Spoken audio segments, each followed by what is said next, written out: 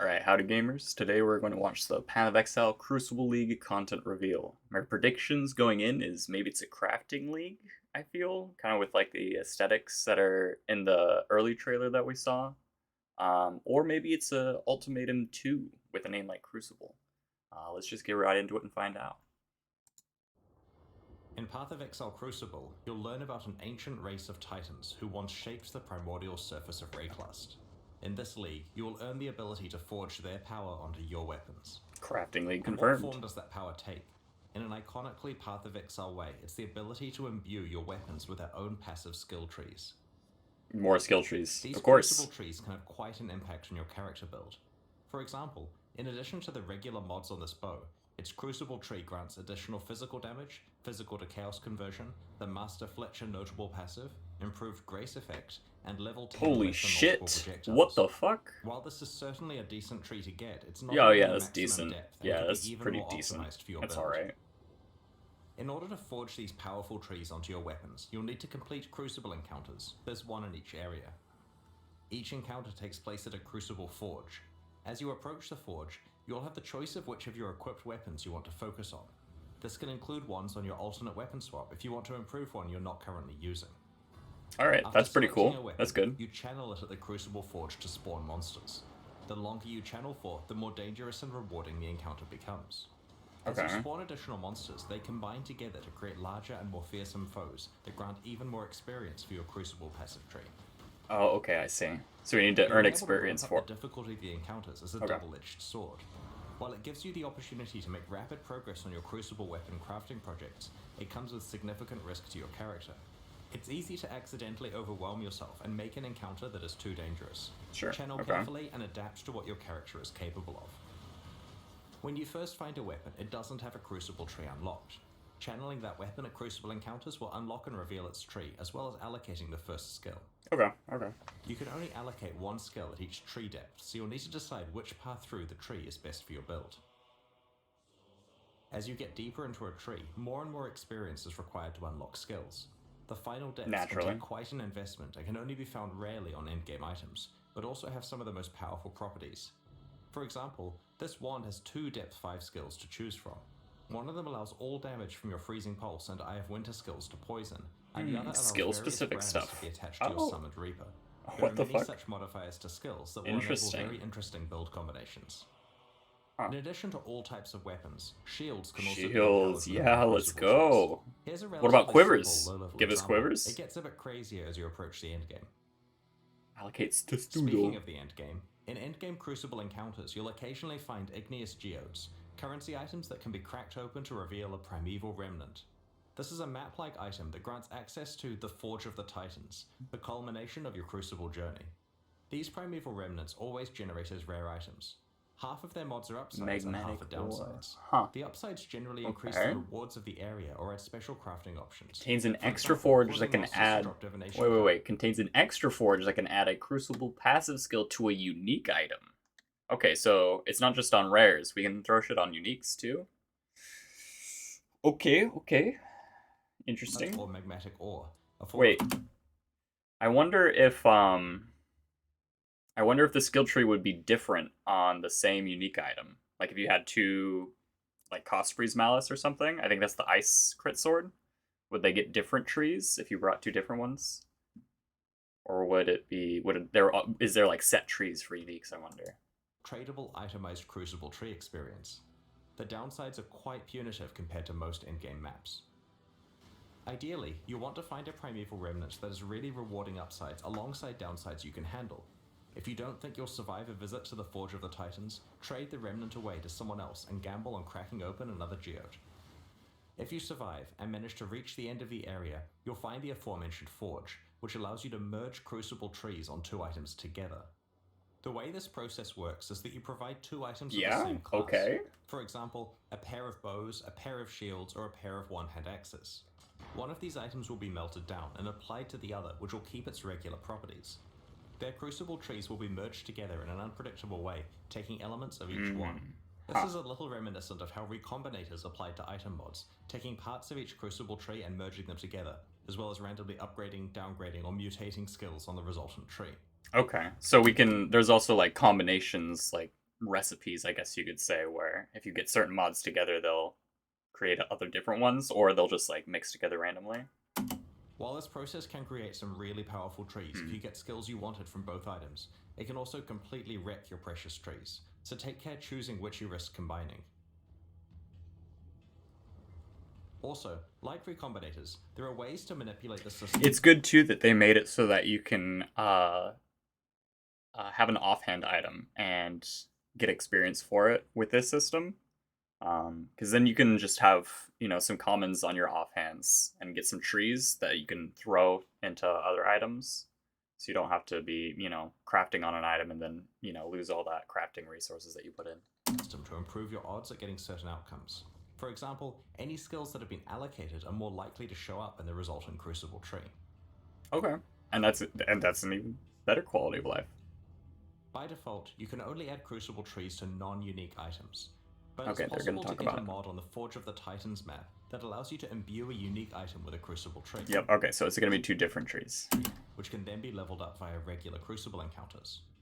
To combine Crucible trees on unique items together, you'll want to find a crystalline geode and crack it open to reveal the secret higher level version of the Forge of the Titans. Okay. I probably shouldn't say too much about it, but it will let you do some interesting things with Crucible trees. There's an important thing to note about Crucible trees on unique weapons.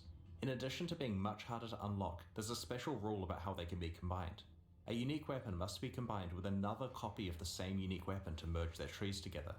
Because this destroys one copy, getting a good Crucible tree on a unique weapon makes it Oh, so what they're saying is like you can't do 2 different unique axes. They have to be 2 at series favorite. Okay. I was like, yeah, obviously. But, insanely okay. valuable. It may also raise the trade value of all unique weapons by quite a lot, as players sacrifice them trying to create perfect Crucible trees. Occasionally, you'll find a Crucible passive skill tree with a special skill that indicates that the item will sell to vendors for a specific item in addition to its regular sale price. Okay. These That's vendor cool. skills That's cool. usually occur relatively deeply in the tree, so take Hey. some effort to allocate them. Free Usually to unlock divine. skill choices All you make right. when leveling the item up for use. Interesting. The presence of these So even if as you're just randomly, okay, yeah, that's cool. You can put in your offhand. You could throw a comment in there. Get 1 point on the tree. See what the tree looks like. See if it sells for anything. See if there's anything good on the tree, and then throw it immediately. You don't have to sit on one for a long time. You can just churn through them real quick. These skills presents you with an interesting choice about whether you want to use the item or sell it to a vendor, and whether you want to spend your Crucible experience either revealing new trees to hunt for good skills, leveling up items to use, or leveling up items to sell. Crucible Yeah, also that's features all. its own Having that's many different routes you can take with that's really cool. You can get more resources out of the league mechanic. You're crafting with it. You're getting more power. Oh my god, it's just nice. Good. So far, it's looking nice. It's looking nice. I don't know how crazy the encounters are going to be, where it's just summoning some monsters nearby. I don't know how crazy they can scale that up unless they're adding some, new crazy monsters or something. unique items you can earn. For example, El Abin Can have a crucible. Oh, the helmet can have a passive piece skill. other than Okay. shields that can receive crucible. I thought it was saying. I thought what it was saying was that your character can have a crucible passive tree. Okay, yeah. Let's just fucking go to the moon. Passive skill trees. Wearing it allows you to double down on certain properties that are only available through these trees. There are several other unique items exclusive to Crucible for you to discover in this league. Crucible is a dual combat crafting league with a focus on encounter difficulty scaling and deep weapon customization with a power level that we have never seen before. Without a doubt, some of Path of Exile's most powerful weapons will be forged in Crucible. We can't wait to see what you manage to create. Like all recent Path of Exile expansions, Crucible... Or the other thing, I guess, looking at the encounter as they start it, Without a... because like here, I think there's only one rare monster. I don't know if there was very many magic ones. Yeah, I see a few in here. Because I was gonna say, because like the other thing they can be doing is increasing the amount of rares or magics that spawn, but it doesn't look like it's spawning a crazy amount of rares or anything like that. Or at least on this, whatever this map is. Most powerful weapons will be forged in Crucible. We can't wait to see what you manage to create. Like all recent Path of Exile expansions, Crucible includes a lot of changes with the goal of improving Path of Exile's endgame. Let's see them. Atlas One area Gateways. we wanted to address was mobility on the Atlas passive tree. Often, you'll find yourself in a situation where you What's want to that? specialize in leagues that are on entirely different sides of the Atlas tree, or maybe you want to focus on the type of altar that isn't near the leagues you have picked. To solve this, Path of Exile Crucible introduces Atlas Gateways. These are nodes that you can allocate on the Atlas tree that allow instant travel between two locations.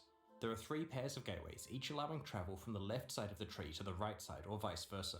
Okay then. Each end of the gateway consumes 1 Atlas skill point to allocate. I mean, this is really cool because like it makes sense that this isn't on our regular character skill tree because it's supposed to be, you know, you're kind of locked into the decisions. But it's always seemed that that the developers really wanted us to have a lot of power with our what we can decide, lock out, etc. with the Atlas tree. So, I'm I'm not totally against. As crazy as it is, I'm not really against it because it just seems like they're doing whatever they want with the Atlas.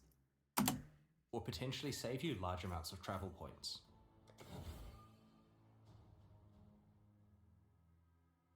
In this expansion, More we're targeting breach a couple of revamps. endgame leagues that have fallen behind other leagues on the Atlas tree. And have fallen behind. Hasn't Breach gotten like a not revamp, but they've done stuff for Breach these last 2 or 3 leagues. I know they redid the aesthetics or the textures of them all recently. Didn't they? I swear they did. Oh well, they added all the new other like passives last league. I don't know, dude. Let's just give Breach some more. Yeah, Let's start for with sure. Breach. In the live version of Path of Exile, there are 5 tiers of Breach Stone. In Path of Exile Crucible, we're raising the area levels of Breach Stones to a Oh, much higher okay. I baseline. thought he was gonna add another one. 81 for elemental ones, 82 for physical, and 83 for chaos. Now that the regular Breach Stones are much higher level, we have retired charged, enriched, and pure Breach Stones. Oh, even better. I thought he was gonna add another one. Oh, they're taking them away. Thank God. We don't need like fucking 8 tiers of Breachstone. Holy shit. We converted to regular ones. Thank God. We have also changed how flawless Breach Stones are acquired. Previously, you could only get them from Maven invitations, but we prefer access to the hardest Breach content to actually come from playing Breach. Now there are 2 ways to get flawless Breach Stones. Through Blessings, which are now rarer as a result, Okay. and through a skill That's on fine. the Atlas tree. The Breachstones have a chance to be flawless. Okay. 5%? We've also It's improved the pacing of breach encounters. terrible, I guess. Previously, breaches felt pretty good early on, but quickly tapered off in density to the point where you wanted to abandon the breach because it just felt like not enough monsters were spawning. Our changes now keep breaches feeling dense throughout, leaning more on the side of it feeling overwhelming towards the end of the breach. Oh, that's nice. Yeah, but because whenever you get... Yeah, no, I definitely know what they're talking about. Whenever the end of the duration is coming around, like, no monsters are spawning. Like, you tag the breach, you high-five it, kill some monsters, and then you move on. You don't even wait for it to close most of the time, but they're going to be adding a lot more density at the end. That's really nice. I like that. Breaches, so there is constant monster pressure, and you can get on with your map. Because also, as the area gets bigger, there's just like it doesn't provide enough density as it is right now for the amount of area it covers. It's like even if you have like 5 monsters spawning in each corner, that feels like nothing. But if you have like 15 for each corner, hell yeah. Mapping sooner. There are a whole bunch of other breach changes that you can read about in the patch notes, such as changes to the Betrayal Research Safe House, Breach Scarabs, Breach Stones from Kirik missions, the Breach Harvest crafting option, the Fragment Stash tab, Divination cards, Breach unique items, Atlas passives, and so on. Okay. We're also revamping Abyss in a similar way. Right on. Abyssal Depths now always contain an Abyssal Lich. Previously, the Wait, so are they adding like the Stygian Belt to... Could he drop the Stygian Belt before? Actually, he might have been able to drop the Stygian Belt before. Huh. So we can't even fight the towers just by themselves anymore, I guess? in gameplay was to check the loading screen art of an Abyssal Depths to see if it contained a Lich, and bail out if it didn't. Now, the Depths always contain a Lich, removing the need for this step. While the rate of encountering Abyssal Liches is unchanged, Abyssal Depths are rarer than before. However, Abysses now have a chance to spawn a Stygian Spire in place of their reward chest, which will drop all of the jewels and other items you'd normally receive, as well as it just puts it on top. Alright, sick. In addition, you're guaranteed to always get a 4-hole Abyss alongside your Abyssal Depths. Previously, Abyssal Depths could only spawn immediately after a single Abyssal hole, which prevented you from getting full value from the Abyss. The Lightless Legion notable passive has been replaced with a new skill which grants Stygian Spires in your maps drop items with +1 to item level. This is intended to allow players to continue to be able to obtain item level 86 Stygian Vices and other base types as a reward for specializing in Abyss. the small passives leading up to this notable passive have also been replaced. We've done a balance pass on More Abyssal spider Lich encounters chance. to make them Interesting. more appropriately difficult relative to the current standard of endgame encounters. Oh. Abyss uniques have had some balance attention also, and the details are in the patch notes. Overall, these changes should ensure you can play a wider variety of leagues in the endgame, both through being able to access them more easily and because Breach and Abyss now feel far more modern and competitive with other popular league content. Nice. A big goal of the Crucible expansion is to provide a lot of new ways to build characters, and to breathe new life into older builds. Give us new To skills, achieve please. this, we're doing Please. two things. Please. Firstly, we have created many more interesting options for one of Path of Exile's core build systems, the passive skill tree, by overhauling many of its masteries. Secondly, we have revamped two specific ascendancy classes. Okay. As we reviewed the masteries on Path of Exile's passive skill tree, we realized that a lot of the choices were rather bland and could be a lot more exciting. True. Plus 50 We went health? through the masteries Yawn. one by one and tried to come up with as many interesting stats as we could, ignoring what was currently there. Once we had a short list of high quality stats, we added in the existing ones that used to be on each mastery and picked the 6 best. All of the leftover ones have been saved for later or used in places like unique items. Okay. This process was performed on approximately half of the masteries on the tree, initially targeting the ones that needed the attention the most.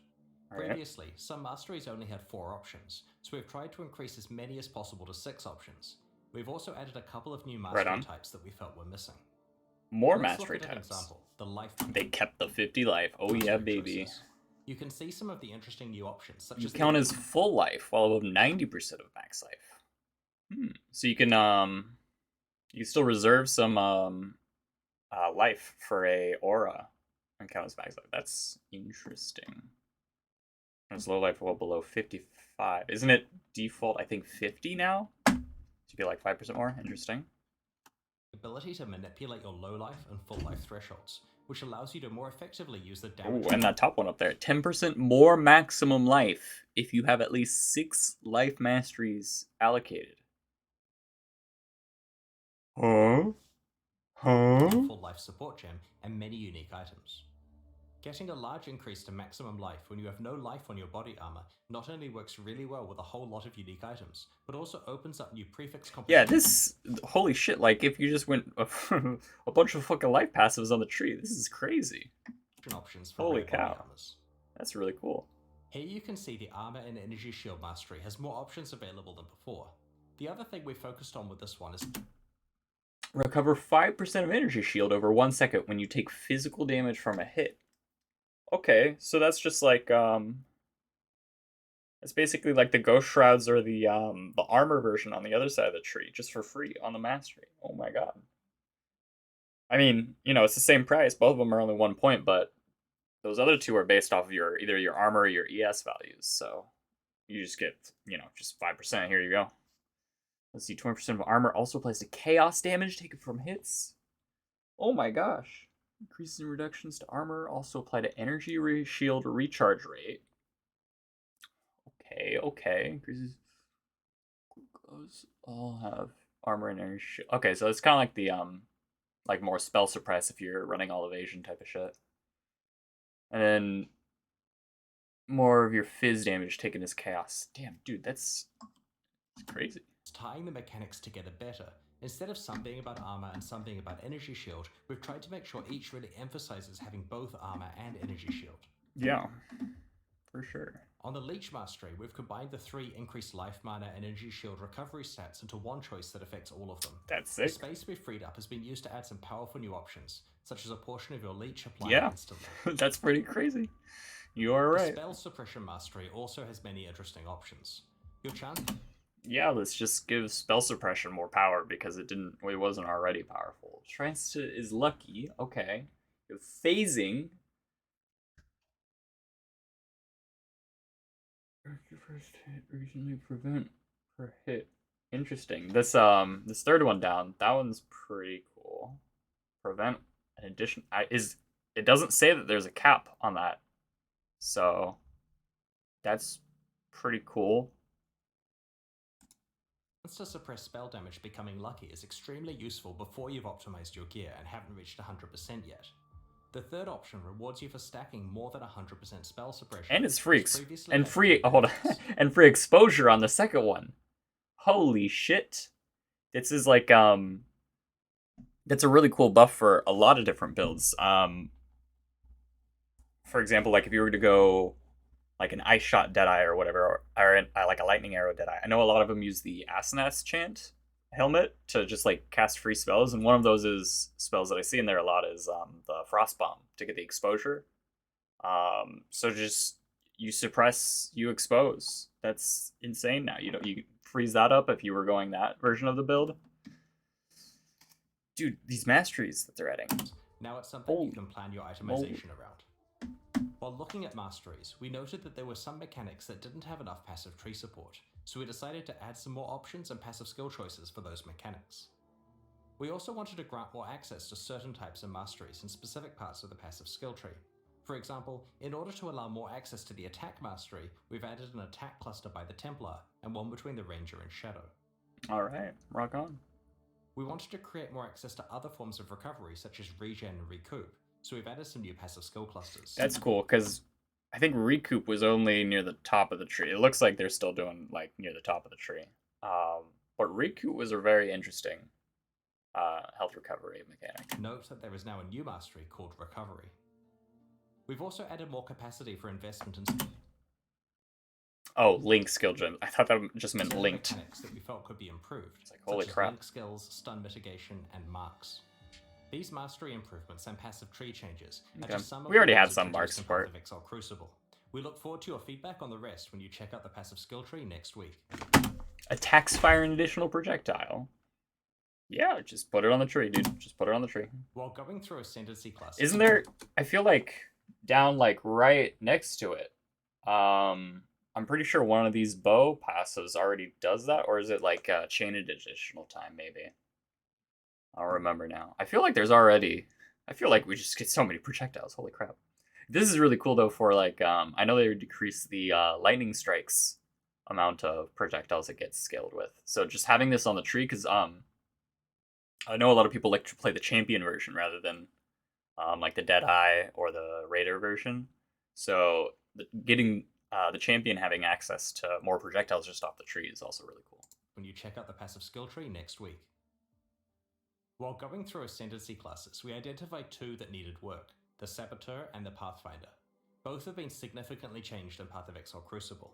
These changes reinforce their respective identities while adding some new options to build. That's it's an interesting choice of ascendancies. I don't know how much the Pathfinder needed a rework. Didn't they? I think they just split some of it 2 leagues ago, maybe. I don't know. The Pathfinder has felt pretty decent. I don't know. Saboteur is definitely in an interesting spot because I don't know. It's just either like, yeah, you do Trapper Mines and you get your regen and you get your blind. It's kind of boring, I think, compared to some of the other. There's a lot more mechanically interesting things from other ascendancies I've seen. Around. The Saboteur is definitely the Ascendancy class most aligned with traps and mines. The old version of the Saboteur made it difficult to play anything but traps or mines. The new version has more builds available, including a whole new specialization, triggers. There are two notable passives that help with this. Triggers. Like Clockwork grants you the increased cooldown recovery. Hey, which is that is pretty one. cool. This is great for triggered spells as it indirectly increases their damage. God damn. This notable also makes your enemies have longer cooldowns, which can be useful in certain boss fights. For example, wait, it gives enemies longer cooldown? Oh, it does. Nearby enemies have 10% reduced. Ooh. Clockwork grants you the increased cooldown recovery rate stat, which is a pretty rare one. It is pretty interesting. Enemies have longer cooldowns, which can be useful in certain boss fights. For example, causing the Maven's memory game to occur less often. The Perfect Crime notable passive summons two trigger bots, which override the location of where a triggered spell is being cast, and instead causes it to trigger twice, once from each of their locations. Oh, huh. That's pretty cool. For the Saboteur's trap yeah, I'm liking this ascendancy a lot more so far. Yeah, this is what I was talking about, because before, mechanically, you're boring as fuck. You throw down your mines, you throw down your traps, it's like, oh, you blow up more things, you get more AoE. Ooh, very nice. This is way cooler. Ascendancy passives has changed, so that there aren't separate 4-pointers for traps and mines. Now each one has a 2-pointer that is connected. And then yeah, this pathing going either direction, because this is a lot better. Same shared 4-pointer. Because yeah, because everyone's taking the Pyromaniac all the time. That's like the only defensive part of the I mean, other than the nearby blind thing, that's like your main sustain for your Saboteur. We have also completely reworked Bomb Specialist to be specifically tied to area damage, so it's a slightly more general skill. Okay. It both gives you some area damage as well as some defense against incoming area damage against you. Love it. The I like it. I love it. Overdue for some attention, especially with recent features such as Yeah, to be fair, as I was saying, the Pathfinder has felt good, but it was the same spot as Saboteur, where mechanically there's nothing very interesting other than that you're crazy on your flasks. You know, you get to have piano lessons for free. But if they're gonna do the same thing mechanically, how they gave a lot more mechanical stuff with Saboteur to Pathfinder, yes, I will welcome those changes. Give me some more interesting things to do on Pathfinder. Action skills that she could get the ability to specialize in. We also wanted the flask themed ascendancy to have a proactive way of improving life flask usage. Master Distiller allows you to turn most of your skills into concoction-like effects. Master Surgeon now effectively gives all of your life flasks the enduring effect, previously only found on mana flasks. Finally, both of the major flask-themed branches now have some form of flask charge recovery. There are other improvements to the Pathfinder Ascendancy, such as Nature's Reprisal, now interacting with Wither to improve all forms of your chaos damage, rather than just attack forms of it. Check out the full details in the patch notes that we'll be posting after the livestream. Path of Exile Crucible introduces 9 new Val skills. I think, oh man, dude, this is what's gonna happen every time. They're just gonna give us new. Let's see. I shouldn't look, but yeah, they're just gonna give us new Val skills every time. We're not gonna get new skills anymore. There's an emphasis on melee Val skills. In Crucible, we're making sure that many other types of builds get new skills to build around. Val skills let us introduce quite powerful effects that we couldn't normally give to a regular skill that can be used constantly. They also implicitly act as a buff to the underlying skill. Val Absolution upgrades one of your Sentinels of Absolution into an Apparition of Innocence. Oh. You can only have one apparition at once, but just check out these massive AoE skills it uses. Give us the laser, please. Val Armor no laser. Encases you in ice, preventing non-instant actions including movement, but granting massive damage reduction against hits. After a short duration, it also starts to regenerate your energy shield and mana at a fast rate. Both the damage reduction and regeneration last for a few seconds, or until you have been hit 3 times. It cannot be manually cancelled. Because the skill is instant, it's a great emergency button against dangerous boss slams. Damn, look at that damage reduction. Frozen, despite Arctic Armor normally making you freeze immune. Having another way to self-freeze may be of interest to a few mad scientist build creators in the community. Yeah, if the CC counts as only a freeze, and you have like another way of freeze immunity, is it overridden? Do you not get frozen, or what happens there? Piercing projectiles that cause lightning to strike nearby targets whenever they hit an enemy. Oh, that's sick. After a short amount of time, or when they collide with terrain, the arrows randomly change direction and continue flying. This occurs a number of times before the arrows expire. Each arrow can hit the same target once per redirect. Because the arrows travel for a set time before redirecting, rather than a set distance, projectile speed modifiers affect the distance traveled. High projectile speed lets you clear out huge areas with them, while reducing your projectile speed increases the chance of them hitting the same target multiple times. With very low projectile speed, the skill can hit a single target 20 plus times. Val Reap conjures a ring of scythes that deal damage to all enemies in a circular area. The scythes leave behind a pool of blood that deals heavy physical damage over time to enemies. Oh, it leaves a dot. And for a short duration after they leave it. Val Reap instantly grants a large number of the blood charges used by normal Reap on use, as well as temporarily higher maximum blood charge capacity, substantially powering up the regular version of the skill. Path of Exile Crucible introduces 5 other Val skills we'll reveal over the next week. Val Animate Weapon, Val Domination, Val Ice Shot, Val Rejuvenation Totem, and Val Firestorm. Val Rejuvenation Totem. Is that what they just said? Val Domination, Val Ice Shot, Val Rejuvenation Totem, and why? And Val Firestorm. This expansion also introduces more than 10 new unique items. There are 3 in particular I'd like to show you today. Blood Price is a unique helmet that has a new effect, reserving enemy maximum life. This does exactly what it implies, causing nearby enemies to start at 92% maximum life. While this increases your clear speed against all enemies, it's especially useful against bosses. Oh, true. The helmet's drawback is that it reduces your maximum life, but provides decent life regeneration and block and stun recovery to counteract this. Tainted Pact is an amulet that causes chaos damage over time to heal you while you're leeching life. While the amulet provides a decent amount of life leech itself, it'll certainly require a few tricks to unlock its full potential. Okay, self-poison, easy. Bow that is different from any other bow in Path of Exile. As a weapon, it does basically no base damage and doesn't grant any The stat stick for quivers? What the fuck? Interesting. Needless to say, this could produce some pretty ridiculous outcomes with good rare or unique That's quivers. funny. That's We reveal some of the other new that's uniques funny. over I the like coming that. That's a cool unique. Ruthless is a game mode that we released alongside the Sanctum Yeah, expansion. oh true. If you nerds didn't get that free chest this last Ruthless event, you're losers. Take that 5L. Yeah. It's designed around extreme item scarcity and is All you had to do was get to level 40. That's easy peasy shit. challenging because you're constantly behind the item power curve. So far, it has found a very passionate audience of players who love how rewarding item drops feel in such an austere environment. We have some small improvements to Ruthless and Path of Exile Crucible. Firstly, Eternal Orbs are back in Ruthless. These are an extremely powerful currency item that allows you to imprint an item and restore it if you're unhappy with the result of crafting. That is strong. We disabled these game-wide 7 years ago because they were far too powerful when combined with all of the different crafting options Path of Exile offered at the time. Ruthless does not have the base game's crafting feature set, so we have enabled Eternal Orbs to drop in Ruthless, albeit extremely rarely. Ruthless now has its own set of challenges to complete. Like the ones in early Path of Exile, there were a total of 8, and they're very difficult. Like we've done in the past, we're hosting a boss kill event at the start of the Crucible Challenge League. It'll be held in Ruthless Hardcore Solo Self-Found, and will require you to kill both the Uber Searing Exarch and the Uber Eater of Worlds. Ruthless Hardcore Solo Self-Found Boss Rush event. Ooh. Guess they're not going to finish it in like 1 to 3 days now. The hardest event we have ever run.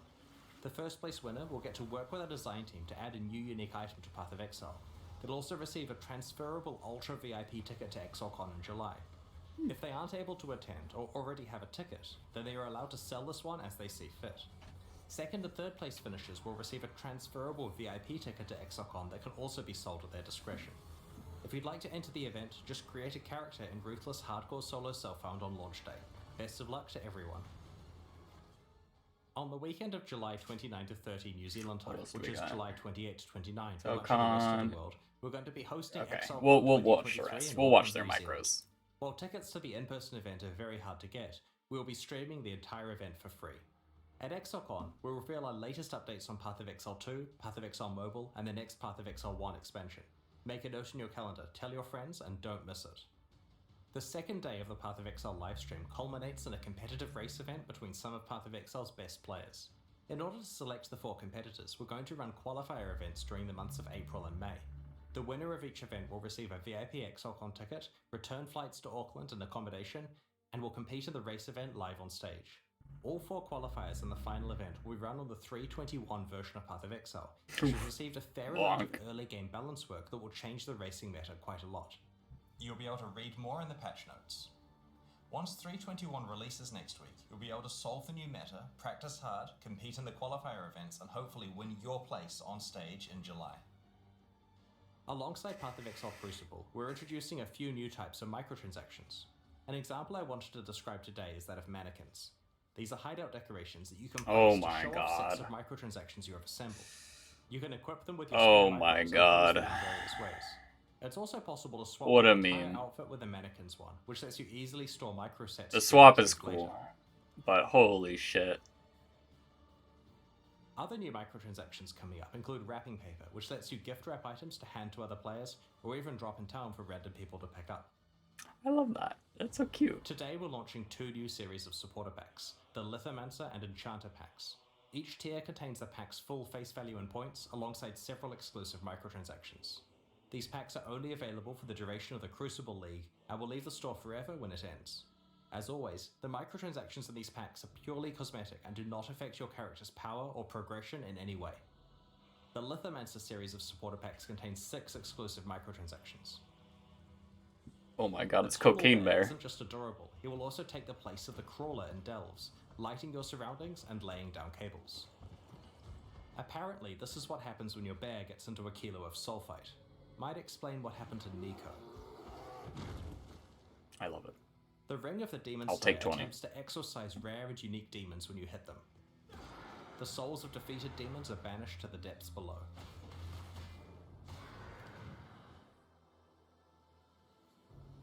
The ancient stone of the Lithomancer's armor set crumbles when you take damage, revealing the crimson core inside. The stone reforms if you haven't taken damage recently. A sip from the ancestral granite flask causes a Kurui ancestor to appear and surround you in protective wards. The ancestral portal encases you in molten armor when you travel. Nothing really good except for the bear. The summoned Kurui ancestor rallies you to battle and honestly seems to have an unhealthy obsession with combat. Go forth and conquer. Ever want to practice running away from volatiles? The gunpowder foot attachment straps explosives to your legs, dispersing lit gunpowder behind you. Be careful, you can only outrun it for so long before it catches up. Jesus. The Enchanter Pack series also has 6 exclusive microtransactions. The Parrot of Exile pet parrots your exile. We'll just let it speak for itself. It would be wrong to do that here. Oh, I love it. Drinking That's from the cute. bottled storm jade flask encases you in a surging tornado, churning up the ground in your wake. If you stand perfectly still while wearing the enchanted armor set, it will attract butterflies to flutter around you. Be careful not to disturb them. Sick of high-fiving giant purple appendages? No. The Ritualist's Breach Ring visually transforms breaches you find into occult summoning circles. No. I never get tired of The high-fiving Enchanter's them. crafting What the bench fuck? replaces the normal crafting bench in your hideout with a suite of tools fit for a master artisan. The various crafting stations burst into life as you use them. I do like that though. That's kind If of you've ever cool. wanted to remind your character who's really in charge, the Puppeteer's back attachment has you covered. It truly is the sinister presence pulling the strings. That's a These new back packs are attachment. available right now at That's actually- pathofexcel.com/purchase. That's pretty neat. Purchases I want to see how directly fund the when you're at like fucking 300% movement speed, flying all over the screen with your Valve Venom Giant. I want to see the hand just go. ongoing development of Path of Exile 1 and 2. Meanwhile, the Forge and Gemling packs leave the store forever at the launch of the Crucible League, so now's your last chance to purchase them. Thank you for your continued support.